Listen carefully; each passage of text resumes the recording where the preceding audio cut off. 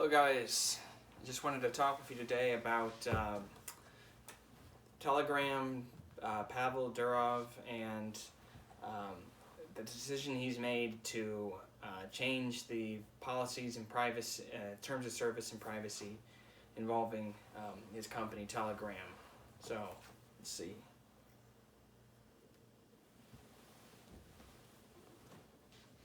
Alright, so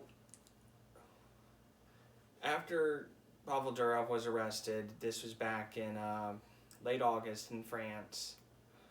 He added a term of moderate. He made some changes to his company. Now, just to remind you, he was charged with something along the lines of facilitating the spread of child pornography and other illicit activities.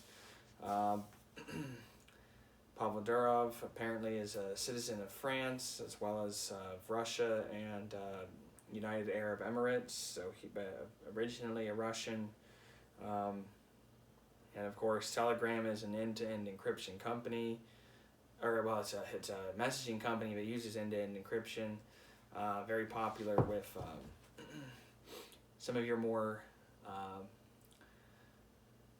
yes, it is popular for illicit activities and for kind of your more kooky right-wing kind of minded individuals, I should say, and I suppose that includes me. But so he's made some changes to his company because France went as far as to arrest him, and it sounds like he's going to be there for a while. So if he changes to the company, he agreed to have a team of moderators aided by artificial intelligence who are going to identify and remove problematic content from public search features. So there's going to be a team of moderators who are going to be looking for problematic content, whatever that means exactly. Depends on what country and at what time. And they're going to be searching around and removing content that they think are going to break their terms of service, that are breaking their terms of service, which of course must depend on what country you're working within, what country you're publishing from, and who your audience is, of course. So that's a change to the company. Telegram updated their terms of service and privacy policy to note it will hand over IP addresses and phone numbers of users who violate its rules. Authorities in response to it will hand that over to authorities in response to valid legal requests. So when legal requests are made,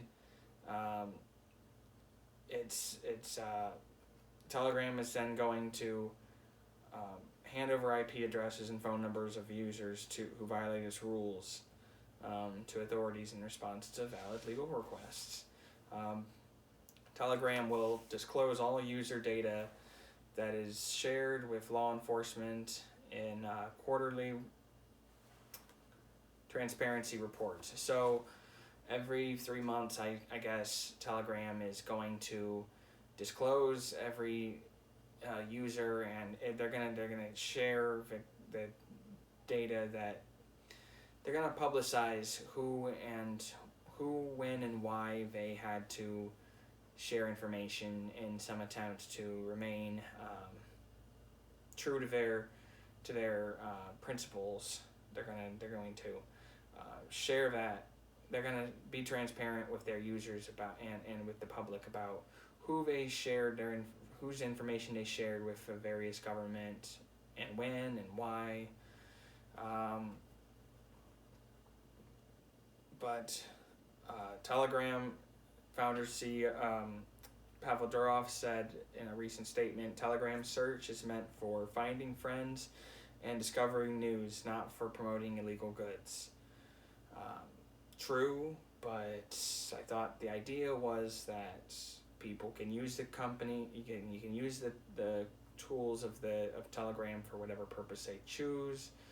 That was largely the idea up until this point. Telegram has previously removed some channels, such as channels relating to Hamas, as well as some UK channels that were calling for violence relating to the riots involving those girls who were stabbed in London back in June or July. So it's not the first time they've removed content, but it is the first time that they've been so directly involved with they're now reporting user data directly to governments when and where valid requests are made, and that is a big change. The other changes are relatively recent as well. I mean, the Hamas thing, the UK riots thing, that's all within the last year. So these are changes that have come very recently, and now they're changing further, going on to share content, share user data with governments when requested. So Pavel Durov was released on bail.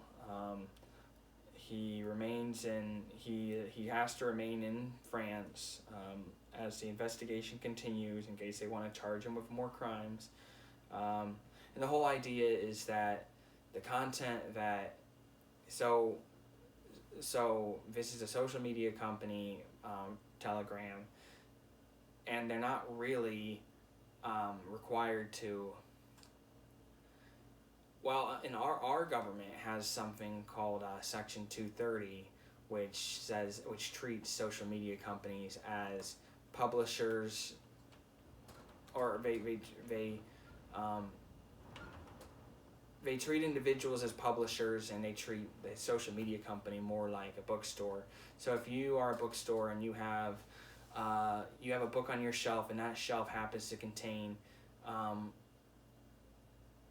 content that is actionable in the court of law, you as the bookstore owner can't be held liable because you're not the one who's you didn't publish the book. So the idea is that as long as in our country, if you're not the one who's doing the editing and doing the publishing, you can't be held liable. You're merely providing a platform for publishers.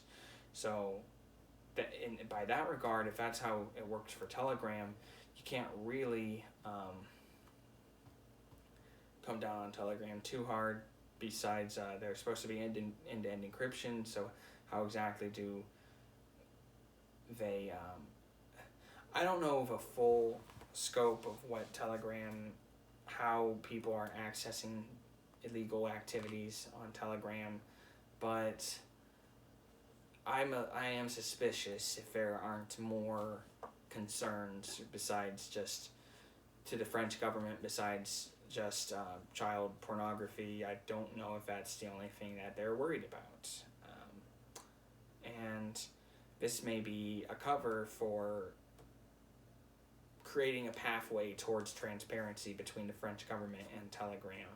I would be surprised if it ends with just what they asked for in regards to, like, once you open this door, when it comes to the child porn stuff, they're going to start asking for, I believe they're going to be asking them to cooperate on more and more things, which wouldn't surprise me too much. So the door's been opened, and also kind of in a response to this, it sounds like Ukraine banned the use of Telegram by its government officials last week.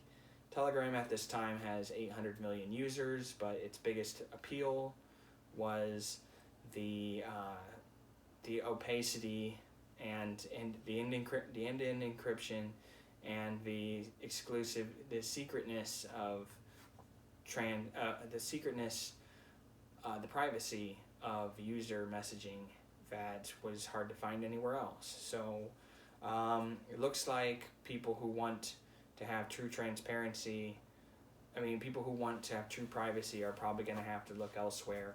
It remains to be seen the full extent of what is going to happen with Telegram, but this is a big compromise from what their original goal was. That I've been for the last 2 years. I've been following this company, been using their service, been using Telegram, and it remains to be seen how this company is going to do. Having caved to the French officials, we don't know what it's going to look like, and of course, this comes at a time where there's growing levels of censorship coming from what's been going on in Brazil with that judge and X with Elon Musk. There's the situation from a while back with the UK arresting people just for speaking their. The UK arresting people for hateful speech, actually arresting people for saying the wrong thing on social media. So this kind of thing's a growing concern across free and Western, supposedly free and Western countries, and it's going to continue because these companies are caving. Elon Musk caved, Pavel Durov caved, and who knows where it goes from here. It's very unfortunate, but we need to stay informed we need to stay informed and look for, there's with something like this happens, something like what happened on X, something like what happened with Telegram, new flowers blossom as far as places where there are new avenues that will come up. They'll get big and popular for a while. They'll probably get shut down, but it seems like it's kind of a game of whack-a-mole where new things will pop up. It's just that these governments are being so brazen with their censorship now. It is very concerning. So I just wanted to share that with you guys.